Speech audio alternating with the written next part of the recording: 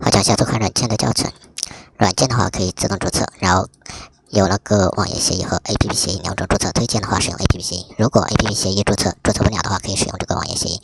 这里设置你需要注册的昵称，因为网页协议注册之后，然后就必须要先设置昵称，不然的话注册成功后是没有办法去修改这个昵称的。然后 APP 协议的话是没有这个限制。然后选择豪猪导码，然后这里有提示怎么获取账号的 API 的账号密码。到豪猪的客户端里面，然后安取 API 配置，把你的这个 API 的账号密码复制到这里面，然后这个 ID 默认，然后其他默认，输入你需要注册的数量和县城，开始，这样软件就可以自动的去注册。如果没有号的话，可以在这个对接管理，然后搜索这个公开项目，然后这个项目在这里面自己进行对接。这里面就有很多卡商，可以自己选择，比如说这个，然后勾选，然后加入对接码，这样就可以了。好，这是注册这一块。好，然后就是采集的话可以不用使用账号。然后这里采集任务数设置越多的话，采集的数据就越多。然后这里也是评论采集页，你设置越多的话，采集的那个评论时间就越久，就可以按自己的需求设置。然后这里可以设置过滤评论时间大于多少天的用户，也可以开启这个粉丝采集多少页。然后县城的话使用一个县城就可以了。开始，这样软件就可以自动的采集并且过滤那个时间大于多少天的那个评论用户。好，这是采集这块。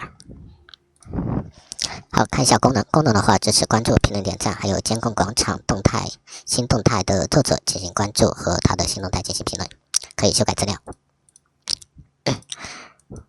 导入你注册好的账号，然后建议先修改资料，因为这个需要机器审核通过才会显示的。然后，所以先把资料修改，审核通过之后再进行别的操作。然后勾选你需要修改的，然后设置好你的昵称、签名和头像的镜。设置好之后，点开始。这样软件就会自动的修改资料。好，修改成功之后，然后等一下等它审核通过，然后也可以双击哪个账号去查看一下有没有审核通过。这样会弹出一个地址，然后这是头像已经审核通过了，然后这里昵称审核通过，签名的话没有审核通过或者还在审核中，建议等它审核通过之后再进行下一步操作。然后我这里就不去等了，就不去等它审核通过了，直接也是关注，导入你那个采集好的用户。如果你要对自己号关注看一下测试的话，可以 APP 上登录你的账号，然后先点到个人中心，然后点这上面3个点，复制这链接，把它复制下来。然后这一串就是你的账号 ID， 然后前面可以随便打4个横格，后面放上你的 ID， 这样就可以对你的号进行关注。